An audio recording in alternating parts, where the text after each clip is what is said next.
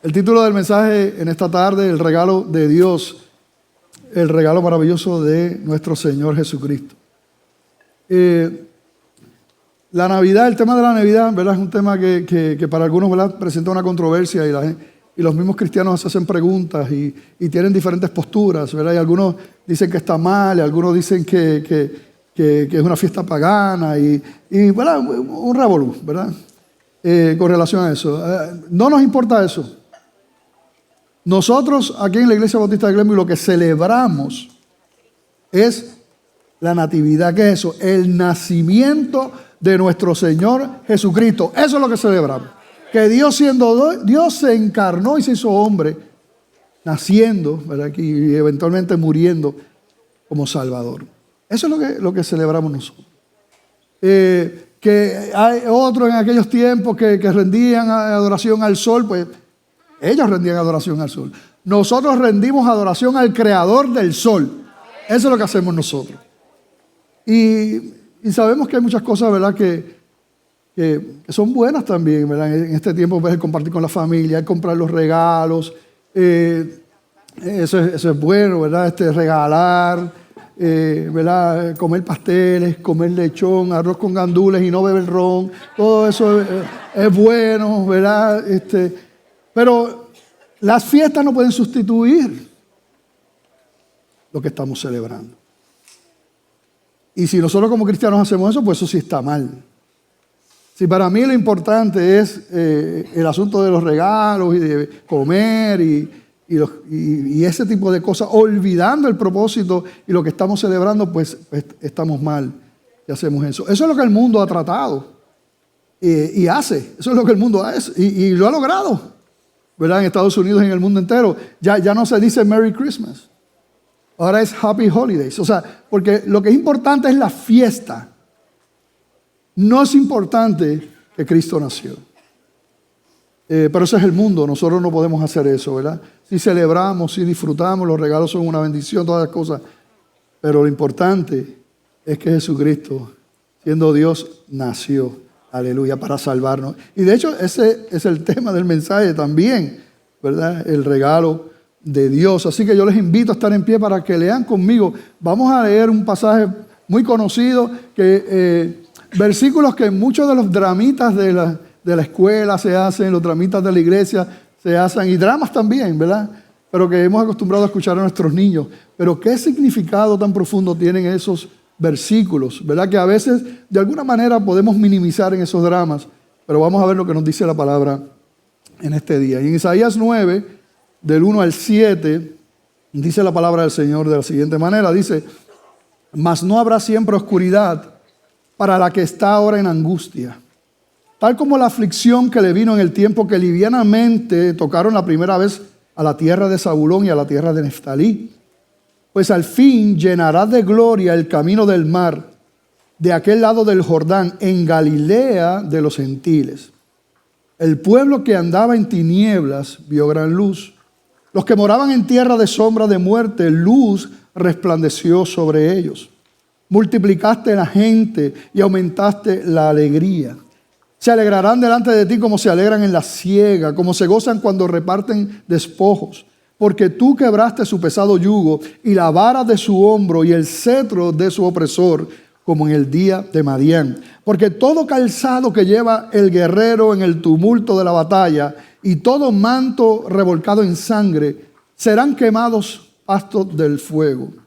Porque un niño nos es nacido, hijo nos es dado, y el principado sobre su hombro, y se llamará su nombre admirable consejero, Dios fuerte, Padre eterno, príncipe de paz. Lo dilatado de su imperio y la paz no tendrán límite sobre el trono de David y sobre su reino, disponiéndolo y confirmándolo en juicio y en justicia desde ahora y para siempre. El celo de Jehová de los ejércitos hará esto. Amén. Qué tremendo, ¿verdad? Qué tremenda porción de la Escritura, qué tremendo texto, ¿verdad? Qué regalo, qué bendición. Y ese es el nombre del mensaje, el regalo de Dios, lo que Dios ha hecho a través de Cristo, ¿verdad? Para nosotros. Esto fue si nosotros miramos el contexto inmediato, lo que estaba pasando allí, pues esto es un texto, ¿verdad? Que se le dice una profecía al pueblo de Israel. El pueblo de Israel que estaba allí en ese momento, ¿verdad? Pasando las duras. Y la estaba pasando duras porque el pueblo de Dios una vez más le había dado la espalda a Dios. En vez de confiar en Él como Dios le había dicho y que esperaran en Él, entonces ellos deciden esperar, no, ellos en la milicia de los asirios o de los sirios, en el caso del reino del norte y del reino del sur, no vamos a entrar en eso, pero cada uno confiando en el hombre y no confiando en Dios. Y dándole la espalda a lo que Dios había determinado también. Por lo tanto, sufren las consecuencias que siempre se sufre cuando nosotros tenemos, ¿verdad?, nuestras decisiones y nuestro caminar, pero que no son conformes a lo que Dios quiere, ¿verdad?, para nuestra vida. Y así ocurrió, ¿verdad?, con este pueblo allí, ¿verdad?, que estaba pasando. Y entonces Dios le está hablando a través del profeta Isaías a ellos, específicamente, ¿verdad?, por lo que estaba pasando. Los últimos versículos antes de este capítulo 9 nos dan una visión que podemos entender que era lo que estaba pasando, porque realmente el capítulo 9 es una transición. El capítulo 9 es una transición de la bendición de Dios, de las promesas de un Mesías y lo que Él iba a hacer. Y para nosotros los que hemos conocido al Señor, esta palabra nos reafirma lo que Cristo ha hecho y nos gozamos en lo que Dios ha hecho en nuestra vida, lo que hemos vivido, ¿verdad? Y que Dios nos ayude a seguir entendiendo eso, porque a veces, aun cuando llevemos tiempo en el Señor, se nos olvidan las cosas, ¿verdad? Y podemos vivir como el mundo en un sentido vive con relación a las cosas de Dios. No, es glorioso lo que Él hizo. Pero antes de mostrarnos esos regalos en el Señor en el capítulo 9, mira lo que le estaba diciendo el Señor al pueblo en Isaías 8, 19 al 22. Y lo voy a leer en una versión moderna, la Nueva Traducción Viviente, porque no hay que explicar mucho, el mismo texto se explica por sí solo, así que lo vamos a leer ahí. Lo pueden leer conmigo en las pantallas. Y dice, tal vez alguien les diga, preguntemos a los mediums y a los que consultan los espíritus de los muertos, con sus susurros y balbuceos nos dirán qué debemos hacer. Uno ve cómo estaba el pueblo ahí y lo que le está diciendo el profeta a ellos, buscando consulta con los espíritus de los muertos y todo eso. Pero, ¿acaso no deberá el pueblo pedirle a Dios que lo guíe? ¿Deberían los vivos buscar orientación de los muertos? Mira lo que dice el versículo 20. Busquen las instrucciones y las enseñanzas de Dios. Quienes contradicen su palabra están en completa oscuridad. Irán de un lugar a otro fatigados y hambrientos. Y porque tienen hambre se pondrán furiosos y maldecirán a su rey y a su Dios. Levantarán la mirada al cielo y luego la bajarán a la tierra. Pero donde quiera que miren habrá problemas, angustia y una oscura desesperación. Serán lanzados a las tinieblas de afuera. Entonces vemos aquí cómo está hablando, como siempre, de unas consecuencias terribles con relación al pecado. Siempre ha sido así desde el principio. Nosotros de alguna manera pensamos que podemos escaparnos de las consecuencias del pecado, de nuestro pecado, pero no es así. Aquí vemos, ¿verdad?, claramente con palabras fuertes, ¿verdad?, lo que nos muestra lo que le estaban pasando y cómo cuando les llegaba el mal porque habían pecado y le habían dado la espalda al Señor y les llega el mal, entonces también levantan, se ponen furiosos y maldicen a Dios y levantan su mirada al cielo. Y donde quiera que pongan la mirada, dice que lo que ven son problemas, angustia y una oscura desesperación.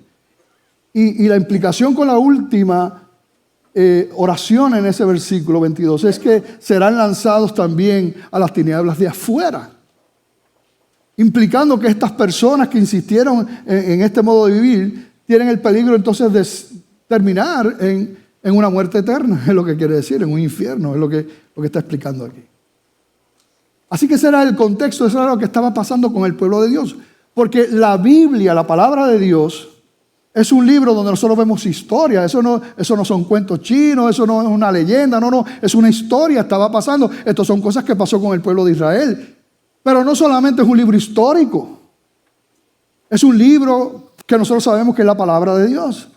Y es un libro que sabemos que está vivo y que cómo transforma y que es la verdad. Y nos liberta la Escritura, porque no es cualquier libro, es el libro de Dios, es la palabra del Señor. Pero, por lo tanto, para nosotros, para los redimidos de todos los tiempos, los que hemos conocido al Señor a través de la historia, esa palabra no solamente era un mensaje para aquellos que estaban escuchando al profeta Isaías, sino que esa palabra también es pertinente para nosotros en este día. Y nosotros tenemos que ver cuál es la implicación para nosotros como hijos de Dios. Y si tú no eres un hijo de Dios, porque tú todavía no le has entregado tu vida a Cristo, no lo has recibido en tu corazón, arrepentido de tus pecados, creyendo en Jesucristo como el único camino y proclamándolo públicamente, si tú no has hecho eso en tu corazón, dice la Escritura que tú no eres un hijo de Dios. En el Evangelio de Juan, capítulo 1, versículo 12 dice: mas a todos los que le recibieron, a los que creen en su nombre, les dio la potestad de ser hechos hijos de Dios. Por lo tanto, no todo el mundo es hijo de Dios. No todos somos hijos de Dios. Todos somos creación de Dios, pero no todos hijos de Dios. Hijos son aquellos que reconocen su pecado, su maldad, y que reconocen a Jesucristo como el único camino y toman una decisión. Y es a esos que la Biblia dice que son hechos hijos de Dios. Son llamados hijos de Dios. Así que es pertinente esta escritura para aquellos que ya han tomado esa decisión, pero si tú no has tomado esa decisión, debe ser algo como lo que es de vida o muerte para ti. Porque las personas que mueran en esa condición sin haber reconocido su pecado y entregado sus vidas a Cristo, lo que les espera es una condenación eterna. Lo que dice también aquí. ¿Qué sentido tiene el celebrar la Navidad? ¿Qué sentido tiene celebrar que Cristo nació si no ha nacido en nuestro corazón? ¿Qué sentido tiene? ¿Tú sabes qué sentido tiene? Ninguno. Cristo ciertamente no vino y nació en un pesebre humildemente para que hiciéramos dramas de eso meramente y para que sentimentalmente recordemos eso. No es importante en el sentido físico de que nació ahí. No, lo importante es que esa realidad llegue al corazón de uno. Que Jesucristo nazca en el corazón de uno. Y eso es lo que lo cambia todo. Eso es lo que nos hace aleluya. Café puya. Que de no querer saber de nada de Dios, su amor nos conquista y su poder. Y ya no podemos seguir viviendo como vivíamos. Aunque quisiéramos, no podemos. Porque su amor y su gracia nos conquista. Eso es lo que ocurre con los cristianos, eso es lo que ocurre con los creyentes. Y quiera Dios que si tú no has rendido tu vida a Jesús, oh, qué tremendo sería que hoy naciera el Señor en tu corazón. Para nosotros que estamos acá en el siglo XXI, ¿cuál es el contexto? Pues mira, simplemente vemos cómo el corazón del hombre se apartó de Dios. Una vez más, cómo el hombre pretende en su ignorancia, pero a la misma vez arrogancia, pensar que Él es el centro del universo y que Él sabe todas las cosas. ¿Cuán equivocado? Precisamente por su naturaleza pecaminosa, Él no puede ver ni entender las cosas espirituales. La palabra dice en 1 Corintios 2:14, pero el hombre natural no percibe las cosas que son del Espíritu de Dios. No las percibe. No las puede entender, dice 1 Corintios 2:14. No las puede entender. No es que no quiera, no puede entenderlas porque se han de discernir espiritualmente. Y espiritualmente el hombre natural está muerto. Todo el mundo nace en esa condición. Si tú no has tenido un encuentro con Jesús, tú estás en esa condición. Y yo oro al Señor y la iglesia ora al Señor para que Cristo rompa las cadenas y tú puedas ver al Señor. Porque eso no lo puede hacer nadie. Eso solamente, ¿verdad?, lo puede hacer el Espíritu Santo. Así que, cuán equivocados estamos y cuánto engaño hay en Satanás en nosotros creer que si nosotros vivimos a nuestro modo, sin considerar a Dios como le pasó a este pueblo, creer que nos salimos con la nuestra, creer que vamos a estar bien. No. Mira lo que dice Juan 3, 18 al 21. Jesucristo precisamente teniendo una conversación, ¿verdad?, con este maestro de la religión, Nicodemo. Y no vamos a leer, ¿verdad?, todo, ese capítulo 3, ¿verdad?, esa conversación hermosa. Pero vamos a leer del versículo 18, Juan 3, 18. Mira lo que Cristo mismo le dice a este hombre religioso. Le dice, el que en él cree no es condenado, pero el que no cree ya ha sido condenado porque no ha creído en el nombre del unigénito Hijo de Dios. Y esto es importante entenderlo. No estamos hablando aquí de que sea bautista, presbiteriano, evangélico, católico, pentecostal. No estamos hablando de eso. Es conocerlo a Él. Tampoco aquí está hablando de una creencia existencial. La Biblia dice en Santiago que los demonios creen y tiemblan, pero los demonios no son salvos. Pero si hay alguien que está seguro de que Dios existe, son los demonios, pero no son salvos. Porque no es creer en que Dios existe, eso lo cree mucha gente. Cuando aquí la Biblia habla y el Señor le hablaba a Nicodemo de creer, está hablando de ese nuevo nacimiento, precisamente le hablaba de confiar, de tener ese encuentro de manera que hay un arrepentimiento, un dolor por nuestro pecado. Y Dios pone esa fe en creer que Jesucristo es el camino. Y que llega el punto que esa necesidad de confesar a Dios. Perdóname, Dios, te necesito, Señor, ayúdame. Yo sé, Padre, que no hay otro camino, tú eres el único camino. Ayúdame, Señor. Y eso solamente el Espíritu Santo puede producirlo en nuestra vida. Y cuando eso es genuino, es entonces que viene la fe que salva y no la fe existencial que nos salva. Aquí dijo Jesús, el que en él cree no es condenado, pero el que no cree ya ha sido condenado, porque no ha creído en el nombre del unigénito Hijo de Dios. Y esta es la condenación. Escucha bien si tú estás en esa condición, que la luz vino al mundo. ¿Quién era la luz? Cristo. Y los hombres amaron más las tinieblas que la luz, porque sus obras eran malas.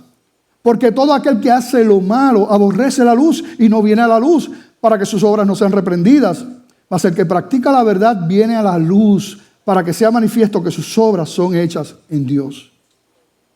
Alguien dice, con razón, de hecho este texto puede ser un fundamento para eso, un argumento para eso. Alguien ha dicho que la mejor manera de tú no confrontarte con tu pecado es sacar a Dios del medio. Entonces tú sacas a Dios del medio, tú dices, Dios no existe. Dios es un invento de los hombres. Dios no existe. Claro, lo que tú estás buscando es que no ser confrontado con tu pecado, porque el que confronta tu pecado es Dios. Pero aunque tú quieras hacer eso y tú quieras matar a Dios,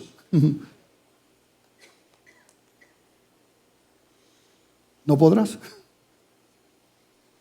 Dios es Dios. Dios es el Señor y seguirá obrando y haciendo como Él hace. Quiera Dios si tú puedas entender eso y acercarte a Él y recibir ese regalo de la gracia, del perdón, de la fe maravillosa.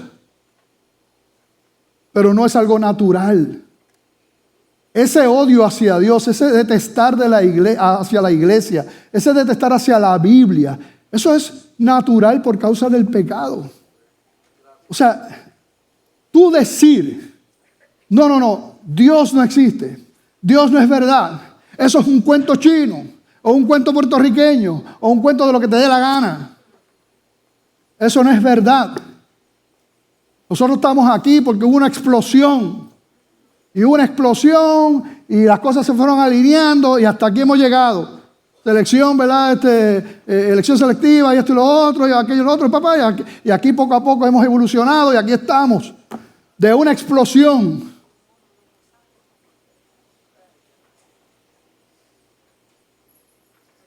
O sea, y antes de eso no había nada. O sea, de la nada tenemos todo.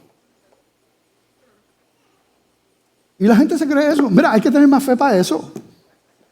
Hay que tener más fe para creer eso que para creer que hay un Dios creador del cielo y de la tierra. Un ser inteligente que puede hacer lo que le dé la gana. Porque Él es el Señor. Hay que tener más fe para tú decir, no, una explosión. Y de una explosión salió todo. Pero eso es lo que dice la gente.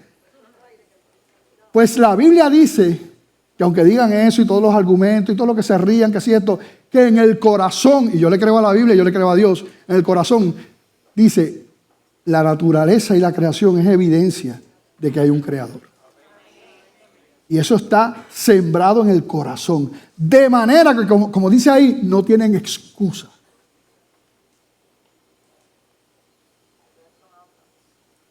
Tantas cosas ilógicas, porque tantas cosas que no son tangibles, pero están. Cosas que tú no puedes tocar, pero están. El amor, ¿está o no está? Tú lo puedes tocar. ¿Dónde se ve? ¿Dónde está? ¿Pasa que Mari no está? No, mentira. Y el aire, como le dice el Señor, ni sabe dónde viene y dónde va, pero y tantas cosas más. Entonces, porque tú no las ves, tú no las sientes, tú no las tocas, no existe. No existe el amor, no existe el odio, no existe la inteligencia. ¿O por qué? Tú no lo puedes tocar. Pero son las cosas absurdas. Pero la palabra dice, no tienen excusa. Tú no tienes excusa. Dios se ha manifestado a través de su creación. Pecado sin duda parece bueno, pero no es bueno. El pecado esclaviza.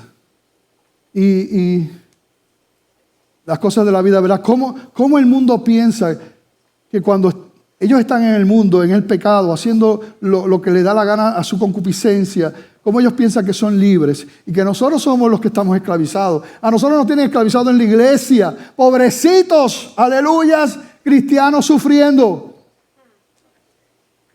En Navidad, que muchos sí sufren ustedes porque no pueden tomar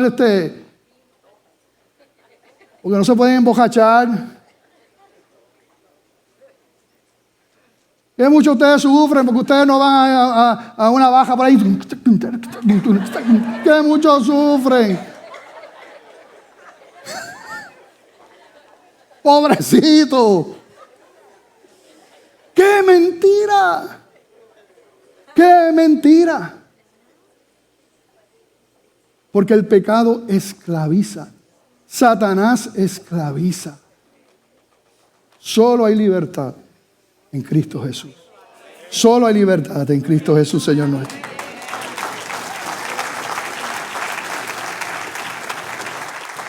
Y en esta profecía aquí vemos ese regalo de Dios. Vemos el evangelio, vemos la gracia, vemos la bendición de caminar con el Señor. Todo eso en este capítulo 9, en esos 7 versículos, mostrando esa bendición de Dios a través de nuestro Salvador Jesucristo, en Jesús. Yo quiero leer el versículo 1 de Isaías 9, pero lo quiero leer en la versión Nueva Traducción Viviente, una traducción moderna, como les dije. Mira, dice, sin embargo, porque entonces viene la transición, aquella vida de pecado, de espalda a Dios, la transición. Sin embargo, ese tiempo de oscuridad y de desesperación no durará para siempre.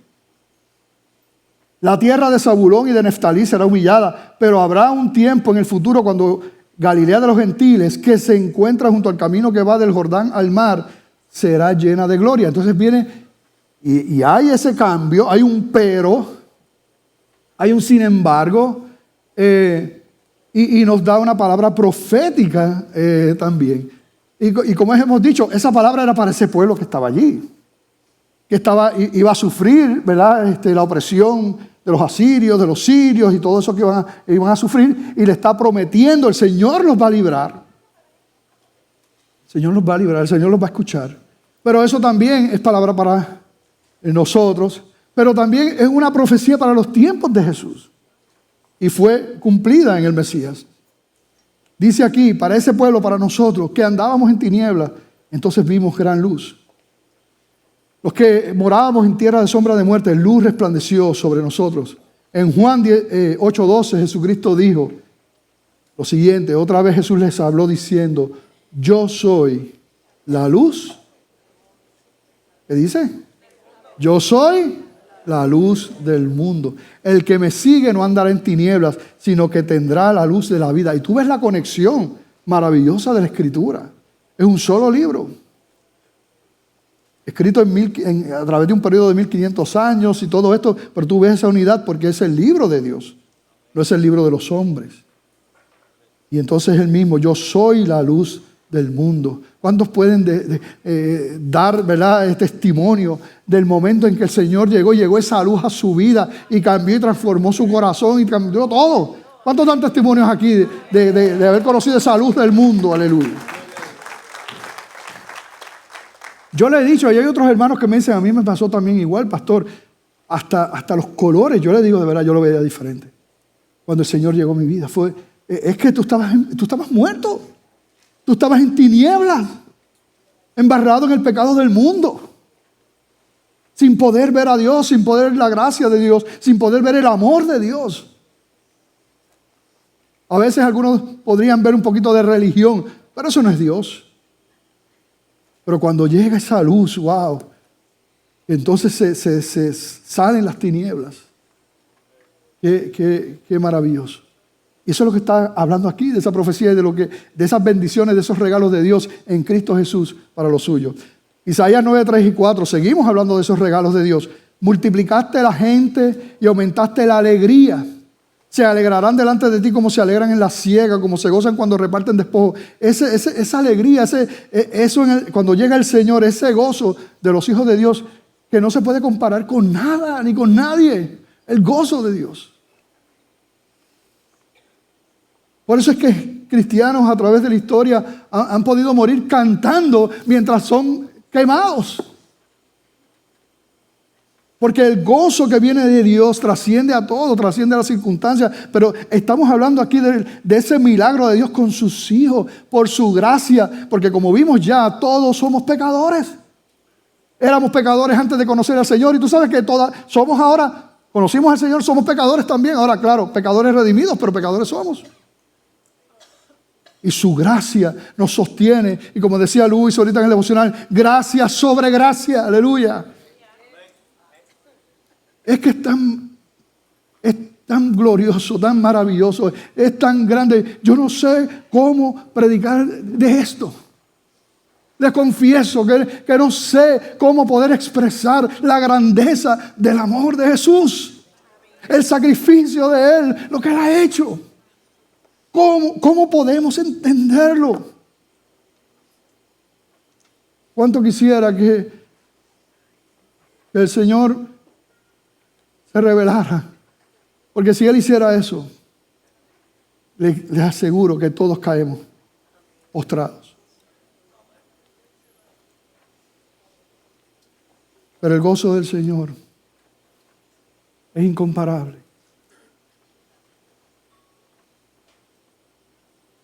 Ver como yo he visto un hermano en Cristo muriendo de cáncer, con dolores y estar cantando a Dios. Dios es bueno. Escucharlos así en ese momento de agonía, sin temor alguno. Dice el versículo 4, Isaías 9:4, porque tú quebraste su pesado yugo y la vara de su hombro y el cetro de su opresor, como en el día de Madián. O sea, no solamente el gozo del Señor, ¿verdad?, y la alegría cuando Él llega a nuestra vida, sino también cómo Él rompe, Él quiebra todo yugo, todo cetro de opresor. Y da un ejemplo ahí, dice como ocurrió, ¿verdad?, en el día de Madián. ¿Qué pasó allí en el día de Madián? Bueno, este pueblo en contra del pueblo del Señor, Dios le dice, ve a la batalla que yo los voy a libertar de ese pueblo que los quiere oprimir. Y entonces había un número de 32,000 soldados, ese era el ejército de Israel. Y el Señor dice, no, yo no quiero que se diga que se ganó esta batalla por humanamente. O sea, 32,000 podían ganar esa batalla posiblemente humanamente, pero era Dios. Y entonces ese número de 32,000, el Señor lo reduce a 10,000. No, lo sigue reduciendo. ¿Hasta cuántos quedaron? Hasta 300 hombres. Y con 300 hombres Entonces vencieron a Madián. Y él está hablando, mira, no hay yugo, no hay nada que te pueda oprimir, que esté por encima realmente lo que te está diciendo del poder de Dios. El mismo que libertó al pueblo de Israel con Madián, con 300 hombres. Espérate, te voy a decir así. Con 300 hombres. Es el mismo Dios que está para ti. Eso es lo que está diciendo ahí. Aleluya. Y la gloria es para Él. Y eso es lo que Él hace. Pero también nos muestra, ¿verdad? Dice, vengan a mí, ¿verdad? Los que están cansados también.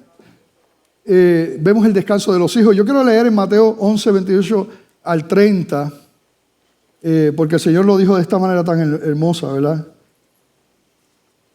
Él dijo, venid a mí todos los que estáis trabajados y cargados, y yo os haré descansar.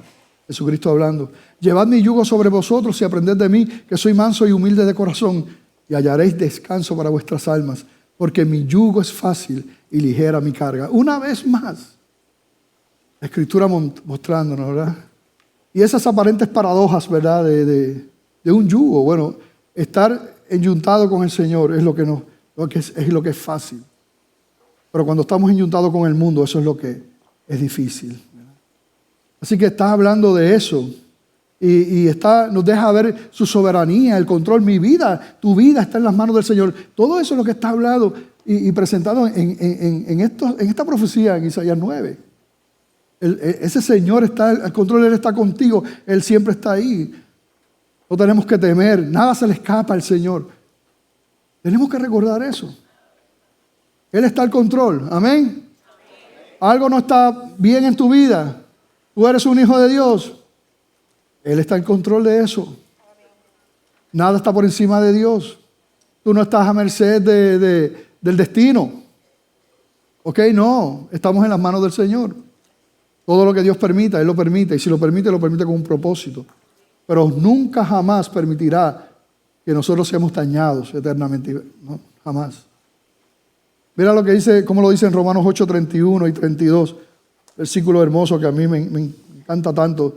Dice Romanos 8, 31, 32, hablando de ese regalo, de esa soberanía, de ese poder de Dios. ¿Qué pues diremos a esto? Si Dios es por nosotros, ¿quién contra nosotros? Mira, yo voy a contar hasta 3 y ustedes van a decir esa parte. ¿Qué pues diremos a esto? Si Dios es por nosotros, ¿quién contra nosotros? Pero cuando diga quién contra nosotros, lo van a decir como que ustedes lo creen, ¿verdad? ¿Ok? Esa parte, ese 31. A la 1, a las 2 y a las 3. ¿Qué pues diremos a esto? Si Dios es por nosotros, ¿quién contra nosotros? Muy bien, muy bien. ¿Quién contra nosotros? Y este versículo 32, wow. El que no escatimó ni a su propio hijo. ¿Quién era su propio hijo? Jesucristo. No escatimó ni a su propio hijo, sino que lo entregó por todos nosotros. Y si Él hizo eso, ¿cómo? ¿Cómo no nos dará también con Él todas las cosas? ¿Cómo? ¿Cómo podemos pensar que estamos a la merced de otra cosa? ¿Cómo podemos pensar que a Dios se le escapa algo de mi vida? No. Él nos da todas las cosas. Ahora, eso no quiere decir que no vamos a pasar por tribulaciones y angustias, ¿verdad? Y eso no quiere decir que no nos vamos a enfermar y cosas así. Porque nos vamos a morir y nadie se muere de que estaba bien. Pero Él está con nosotros. Él está con nosotros. Y siguen las bendiciones en el versículo 5. Porque todo calzado que lleva el guerrero en el tumulto de la batalla y todo manto revolcado en sangre serán quemados. Pasto de fuego. ¿Qué es eso? De momento, ¿qué es esto? Lo que está implicando ahí es, porque esto es lo que hacían cuando terminaba una guerra y terminaba una batalla. Tomaban toda esa ropa ensangrentada, dañada, lo que sea, ¿verdad? Toda esa indumentaria que estaba mal. Entonces la quemaban allí, pasto del fuego. Implicando, lo que quiere decir aquí en este contexto, entonces, mira, ya la batalla, ya la guerra fue ganada. Eso, quema la ropa. La ropa de la batalla, quémala. ¿Por qué? Porque ya Cristo venció. Y tú eres más que vencedor, como vamos a leer aquí. Así que ciertamente la guerra de la salvación se acabó. No se ha acabado la guerra de esta vida en el sentido de que vivimos en un mundo caído. Y tenemos que estar claros en eso, porque hay personas que son engañadas por un falso evangelio, que le dicen, ven a Cristo y todo eso va a ser resuelto. Ven a Cristo y tú no vas a tener problemas. Ven a Cristo y tu matrimonio se va a resolver. Ven a Cristo o sea, es Disneylandia. Pero eso no es el evangelio y eso no es lo que dice la palabra. De hecho, la palabra es lo que dice, ven a Cristo, el Señor va a estar contigo. Vemos todos esos regalos de bendición que nada ni nadie te puede quitar, nada ni nadie te puede arrebatar. Pero la misma palabra te dice que nosotros, por venir a Cristo, vamos a hacer contracultura en este mundo. El mundo va a caminar hacia un lado, nosotros vamos a caminar hacia otro y es parte del precio. Pero el Señor dice, yo voy a estar contigo. Y como yo he vencido, tú eres más que vencedor. Romanos 8:33 en adelante, continuamos y eso es lo que dice. ¿Quién acusará a los escogidos de Dios? Dios es el que justifica. ¿Quién es el que condenará? Cristo es el que murió, más aún el que también resucitó, el que además está a la diestra de Dios, el que también intercede por nosotros. ¿Quién nos separará del amor de Cristo? Tribulación o angustia o persecución o hambre o desnudez o peligro o espada, como está escrito, y es importante este versículo 36. Por causa de ti somos muertos todo el tiempo, somos contados como ovejas de matadero, porque ya estaban matando a los cristianos en el primer siglo. Pero eso no es nada nuevo. Claro, pueden matar este cuerpo, pero el alma y el espíritu jamás y nunca lo pueden matar. Ese va a estar con el Señor eternamente y para siempre, aleluya. Antes, versículo 37, en todas estas cosas somos más que vencedores por medio de aquel que nos amó. ¿De cuáles cosas? De todas esas muertes, angustia, tribulación, todo eso. Somos más que vencedores por medio de aquel que nos amó, por lo cual estoy seguro de que ni la muerte, ni la vida, ni ángeles, ni principados, ni potestades, ni lo presente, ni lo porvenir, ni lo alto, ni lo profundo, ni ninguna otra cosa creada nos podrá separar del amor de Dios que es en Cristo Jesús, Señor nuestro. Nada nos puede separar. Nada. Y nosotros vemos cómo allí en Isaías 700 años ha sido profetizado esta palabra para todos nosotros y sigue siendo pertinente para los hijos de Dios en este día. Isaías 9:6 dice, porque un niño nos es nacido, hijo nos es dado, y el principado sobre su hombro, y se llamará su nombre admirable, consejero, Dios fuerte, Padre eterno, príncipe de paz. Y algo que quiero resaltar, y es tan tremendo cuando uno lo ve, ese versículo 6 nos dice, un niño nos es nacido, un hijo nos es dado, un niño nos es nacido, hijo nos es dado. Pareciera una redundancia, pareciera una repetición, pero no lo es. Vemos aquí, es que la escritura es tan maravillosa y tan perfecta. Un niño nos es nacido. Y nos muestra ahí la naturaleza humana de Jesucristo. Cristo tenía que ser 100% humano para poder representar a esos humanos pecadores y pagar el precio por ellos, para que entonces verdaderamente la justicia de Dios fuera cumplida en Cristo. Él podía haber venido como un ángel, como un espíritu, como un Dios poderoso, ser lo que quiera. No. Pero para representar a humanos pecadores como tú y como yo, como somos todos, Él tenía que hacerse como uno de nosotros. Y eso nos muestra. Él no llegó grande, Él no llegó fuerte, no. Él nació como un niño. Pero ¿quién nació? Entonces, hijo nos es dado. Y ahí vemos la otra parte, no es redundancia. Vemos cómo, ¿verdad? Como vemos en la Escritura, desde antes de la fundación del mundo, en ese plan trazado por Dios para salvar, decide enviar a quién, a su Hijo. Porque de tal manera amó Dios al mundo que dio a su Hijo. Es tremendo. 100% hombre. 100% Dios. Hay gente que le gusta expresarlo de otra manera eso y no me complico la vida. 100% hombre, 100% Dios. Entendemos lo que queremos decir. Así que Jesucristo definitivamente no fue solamente un buen hombre, o no fue un buen líder solamente, no fue un buen maestro únicamente, no fue un tremendo profeta, no, fue Dios mismo. Dios con nosotros. Dice la Escritura que Él no le importó su gloria, se despojó de eso. Él no tenía que hacerlo, lo hizo por amor. Y cuando nosotros vemos también aquí en Isaías 9, nosotros vemos que eso que menciona, esas características, esas cualidades, esos atributos que se mencionan en Isaías 9, son atributos divinos, son atributos de un Dios. Porque todavía hay gente por ahí, ¿verdad?, que no creen eso. Como los testigos de Jehová, ¿verdad?, que dicen que Jesús era un Dios con D minúscula. En ningún lado de eso está en la Escritura, de un invento. No solamente en ese versículo que ellos están citando, ¿verdad?, que han cambiado Juan 1:1, pero en montones de lugares lo vemos aquí.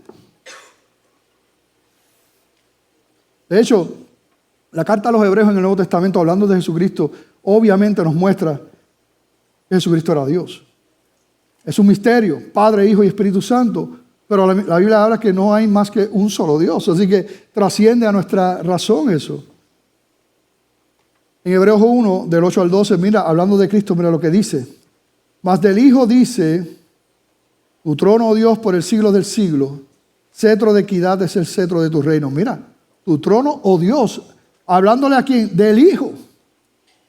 Has amado la justicia y aborrecido la maldad, por lo cual te ungió Dios, el Dios tuyo, con óleo de alegría más que a tus compañeros. Y tú, oh Señor, en el principio fundaste la tierra y los cielos son obra de tus manos. Y está hablando de Cristo.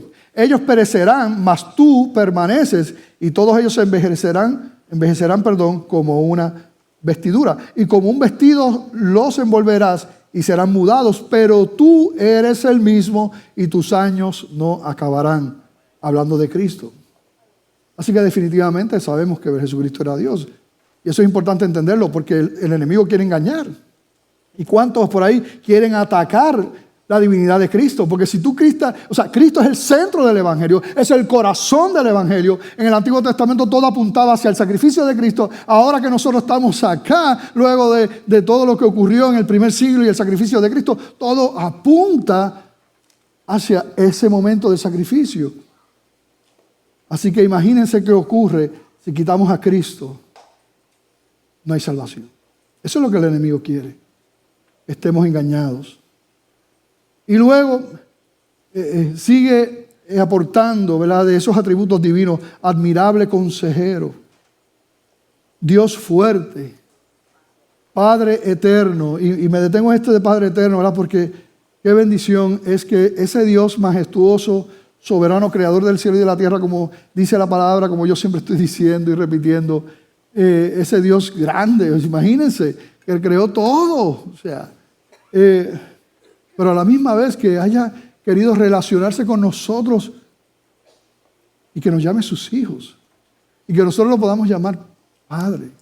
Y no solamente Padre, sino Abba Padre, Papito, mi papá. Un Dios tan grande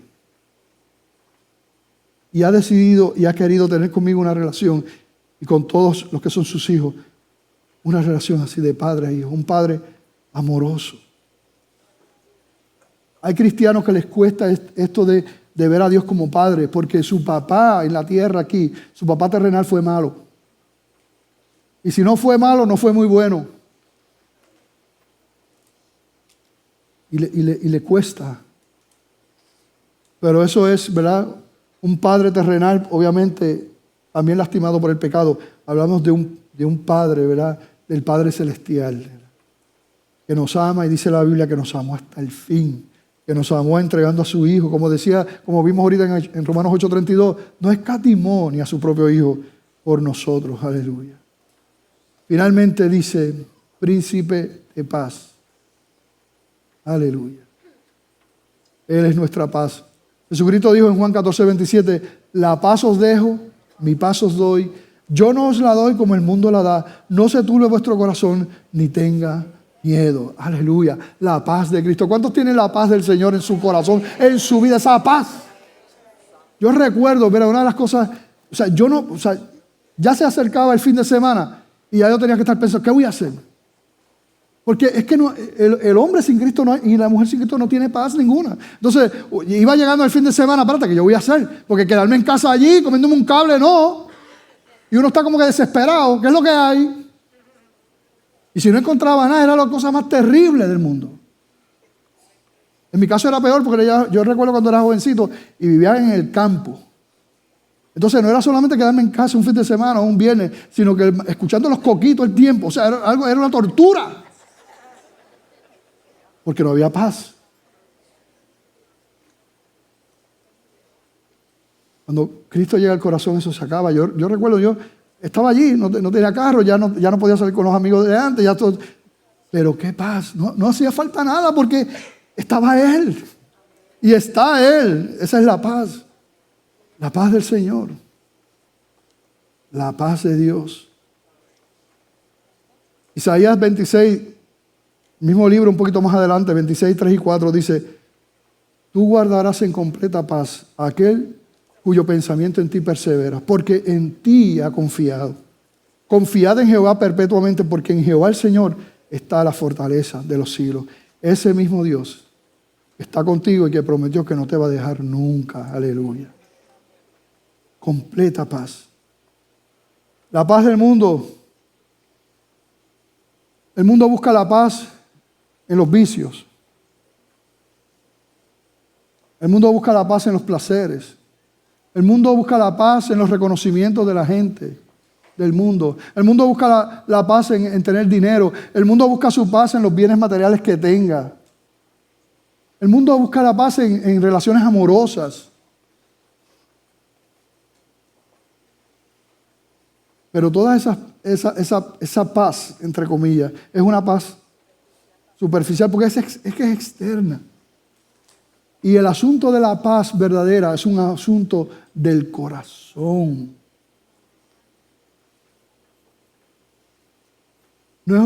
La paz de Dios es un estado del alma. Y cuando Él llega a nuestra vida, llega la paz del Señor. Y somos humanos, ¿verdad? Pero ahí sigue Dios obrando, ¿verdad? Gracia sobre gracia, nosotros aprendiendo. Finalmente, Isaías 9:7 dice: lo dilatado de su imperio y la paz no tendrán límite. Su poder no tendrá límite. Sobre el trono de David, sobre sus reinos, disponiéndolo y confirmándolo en juicio y en justicia desde ahora y para siempre. El celo de Jehová de los ejércitos hará esto. Y esa última oración no la entendemos muy bien en esa versión Reina Valera del 60, pero en una versión moderna dice: el ferviente compromiso del Señor de los ejércitos celestiales hará que esto suceda. Todos esos regalos de Dios para un pueblo que escogió desde antes de la fundación del mundo. Él hará que eso se cumpla. Él hará que eso suceda. Porque Él es el Dios que todo lo puede. Aleluya. Ese es el Dios que hemos conocido. Ese es el Dios que predicamos. Ese es el Jesús que está aquí. Porque claramente la Escritura dice que Él resucitó y reina en gloria. Y nosotros no tenemos una relación con muertos. Eso fue lo que pretendieron hacer el pueblo de Israel. Vimos allí en Isaías capítulo 8. No. Tenemos una relación con un Dios que está vivo. Que ciertamente murió en aquella cruz, pero al tercer día resucitó y reina en gloria y está con nosotros. Y podemos tener una relación con Él, una relación personal con Él. Dios está vivo. Y si abres tu corazón por obra del Espíritu Santo, tú también podrías experimentar eso hoy también, conocerlo y vivir para Él. Nada se compara con eso. Así que yo pregunto si aquí habrá alguien que hoy entiende, que ha caminado de espalda a Dios, entiende lo que dice la palabra. Y yo no te pregunto, o sea, si tú no le has entregado tu vida a Cristo y tú no has nacido de nuevo, tu condición es esa. Eres pecador, tu pecado te separa de Dios y la única manera de tú poder acercarte a Dios es arrepintiéndote tú de tus pecados y creyendo en el único puente de salvación, como Él dijo, el mismo puente que Isaías profetizaba 700 años antes de su nacimiento. Cristo. Él es el único camino. En ningún otro hay salvación porque no hay otro nombre bajo el cielo dado a los hombres en que podamos ser salvos, dice la Escritura en Hechos 4:12. No hay otro mediador, 1 Timoteo 2:5, solamente Jesucristo. Él es el único. Así que mientras la iglesia ora por aquellos que están aquí, qué tremendo sería que un día como hoy, 28 de diciembre de 2025, sea un momento para rendir tu vida a Jesús. No importa lo que tú hayas hecho, no importa cómo tú hayas vivido, no importa tus pecados. No hay pecado tan grande que Dios no pueda perdonar. En Él no existe. Su sangre es poderosa para limpiarnos de pecado y de maldad total y completamente, porque es la sangre de Cristo. Él dijo, yo soy el camino, la verdad y la vida. Nadie viene al Padre si no es por mí. Pero hay que confesarlo. Como les dije ahorita en Juan 1:12, mas a todos los que le recibieron, a los que creen en su nombre, esos fueron hechos hijos de Dios. Hay que confesarlo. Y confesarlo delante de los hombres. ¿Cuántos de los que están aquí ya le entregaron su vida a Cristo, arrepentidos de sus pecados? Levante la mano. Mira todas esas manos. Si tú no estás ahí, este mensaje es para ti. Dios te ama. Así que yo pregunto si aquí hay alguien que hoy dice, Señor, perdóname. Algo del corazón. Levantar la mano no salva, repetir una oración no salva, pasar la primera loseta no salva. Es una decisión del corazón. Pero habrá alguien que lo confiesa públicamente y dice, Señor, yo te pido perdón, yo te pido que me ayude. Yo rindo mi vida a ti, Señor. Y lo hace públicamente levantando su mano. Habrá alguien que toma esa decisión en este día aquí, en el Señor. Alguien que toma esa decisión en el balcón, en algún lugar. Dios le bendiga, varón. Dios te bendiga. Dios te ama. Eres especial para el Señor. ¿Habrá alguien más que dice, Señor, perdóname? Esta es mi vida, la traigo. Jesucristo dijo, el que a mí viene yo no le echo fuera. El Señor es bueno. El Señor te ama. ¿Habrá alguien más que en este día dice, Señor, perdóname? Y rinde su vida al Señor, sus pecados al Señor. No salgas de aquí si el Espíritu Santo te está llamando y tú estás ahí aguantando. No hagas eso. Ríndete en los brazos del Señor, es lo mejor. ¿Habrá alguien más que toma esa decisión? Levanta su mano, se pone de pie. Alguien en el balcón. Dios le bendiga, caballero. Dios le ama. Es especial para el Señor. ¿Habrá alguien más que en este día especial de salvación, donde hemos escuchado de ese Salvador, de ese Mesías prometido, aleluya, junto con sus regalos, y hoy tú puedes reconocer tu pecado y rendir tu vida al Señor? ¿Habrá alguien más? No quiero irme de aquí. Si hay vidas que el Señor está llamando, esto es la decisión más importante. ¿Habrá alguien más? ¿Habrá alguien que se ha alejado de los caminos del Señor y hoy regresa a casa, se reconcilia con el Señor? Si tú eres hijo, siempre eres hijo aunque te hayas alejado, pero hoy dice, necesito regresar a casa, me alejé de los caminos de Dios, y reconcilia su vida y viene a casa en este día. ¿Habrá algún hijo de Dios, alguna hija de Dios que hoy se reconcilia con el Señor, su vida con el Señor, pidiéndole perdón al Señor? Y levanta su mano simplemente en este día, en el balcón abajo. Y también viene el caballero por allí. ¿Cuántos dan gracias a Dios por estas dos vidas, por estos dos caballeros? Aleluya, aleluya, aleluya, gloria a Dios, gloria al Señor. El Dios que está vivo y que sigue salvando y que sigue sanando. Padre, te damos gracias en este día por estos dos hombres que pasan aquí delante de ti, Señor, rindiendo sus vidas. Te pido, Señor, que tú los bendigas, Señor. Que tú los ayudes, Señor, que tú prosperes esta decisión en sus vidas, en su corazón, Señor. Nos unimos como iglesia orando por ellos, que tú los guardes, que tú los protejas, Señor. Que ellos puedan crecer, Señor, en tu palabra, en tu conocimiento. Que puedan ser, Señor, discípulos tuyos, Señor. Y nosotros como iglesia podemos ayudar, Señor, pues, como ellos quieran y como sea, ¿verdad, Señor? Tu decisión, Señor. Pero gracias por estas vidas, Señor. En el nombre de Jesús. Amén. Damos un aplauso por ellos. Y le vamos a pedir que pasen por aquí. Queremos compartir algo con ellos. Un aplauso fuerte, un aplauso fuerte. Que toda la creación alabe a Dios, alabe a Dios. Que toda la Cantemos. creación alabe a Dios, alabe a Dios. Que toda la creación alabe a Dios. Te alabo en el mar, te alabo en el monte. Cántalo con nosotros, iglesia. Te alabo en el día, te alabo en la noche.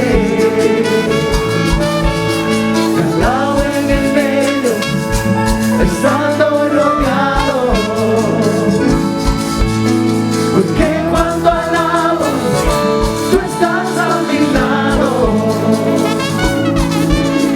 Estás en aliento, mi alma canta y Vamos a ver, ustedes. Vamos por aquí. Venga, venga. Vamos por aquí, por aquí. La iglesia bonita está yendo celebrando. Vamos. Amén. alabo en sentidos. Aleluya. Cuando no Gloria al Señor.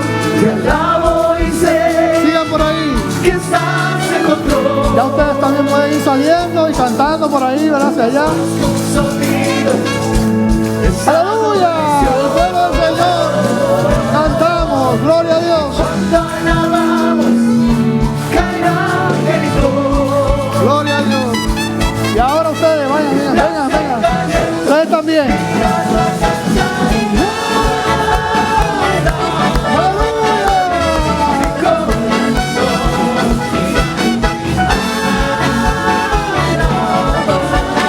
Gloria al Señor. No me detengo, mi Dios vivo está. Aleluya. Como me voy a callar. Eso es.